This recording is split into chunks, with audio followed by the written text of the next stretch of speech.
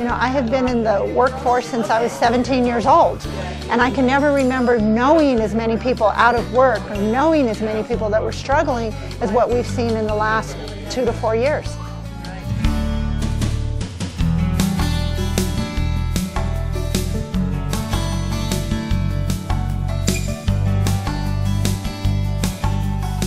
But we're seeing a dramatic increase in children and seniors. Seniors especially are really having a hard time in the valley.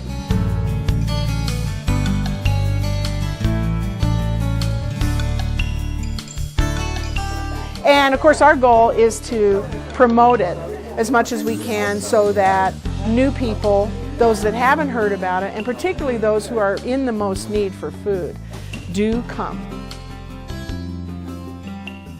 Food Bank of the Rockies is a member of Feeding America, which is a national organization. We are actually a warehouse. We are not a food pantry.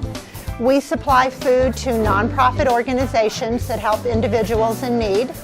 Our service area goes from the Wyoming border to the Utah border, down into the Vail Valley and into Ouray.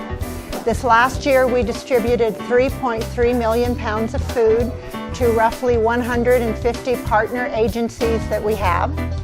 Right now we are in Aspen doing a mobile pantry, and the purpose of the mobile pantry is that Feeding America has discovered on a national level that there are some areas that are underserved for the amount of people that they have in poverty.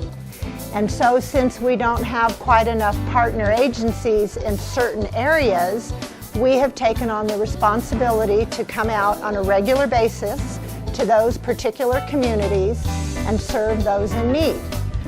We try and bring a variety of things when we come: meat, side dishes, soups, cereals, diapers when we have them, because let's face it, that's an expensive item. We, in the Aspen area, generally serve about 90 families each time that we come. We originally started this in October of 2010, and so far, just in the Aspen community, we have distributed roughly 20,000 pounds of food. 700 families, about 2,000 individuals have been served since we've started this program. I've been with Food Bank of the Rockies for 12 years, and I noticed in the fall of 2008 a real increase in the number of clients our agencies were serving. And they were people that had never needed the services of a food pantry before. Most of them didn't even have a clue how to access the services. And people who had jobs, who had 401ks, who had retirement accounts, who had their lives planned out because of circumstances beyond their control, their entire lives were turned upside down. And all of a sudden they were needing to seek help when they had been the ones giving the help and helping the organizations in the past. They're now having to go to different organizations. We were surviving fine until what's happened now is the recession, and our fixed income doesn't quite stretch sometimes. Now, if it would snow, we'd been in pretty good shape, but I haven't plowed a flake of snow this season yet.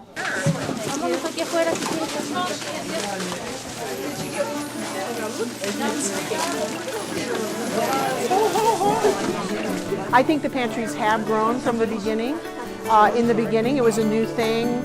Maybe we didn't promote it at the same levels. You know, we learned as we went along.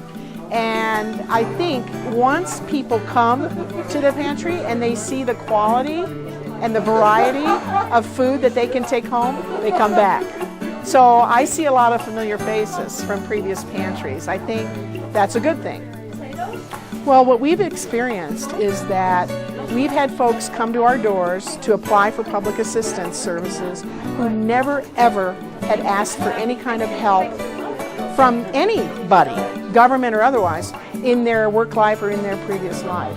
And so what we have seen is these are folks who were tradesmen, construction workers, architects, realtors, because there are a lot of realtors in Pitkin County, And when the recession hit, many of them experienced a loss in the ability to work their profession. And so a lot of those folks found themselves on the brink of bankruptcy, on the brink of foreclosure in their home, not to mention the stress of not even sure how they were going to feed their families. So what we saw is that people started to come to us, but with a tremendous amount of guilt, shame, and trepidation, really, really shaken by the fact of them needing to come in for help.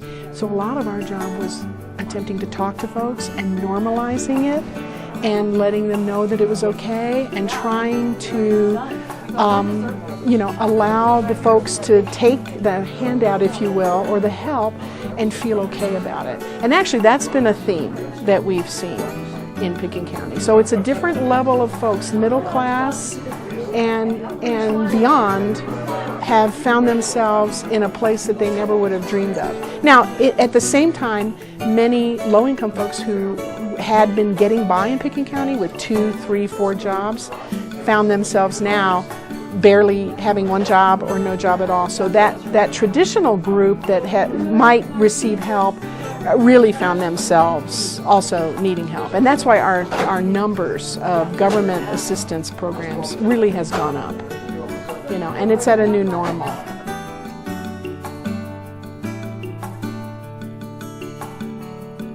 I'm seeing tons of people I know in this line. It's really quite shocking.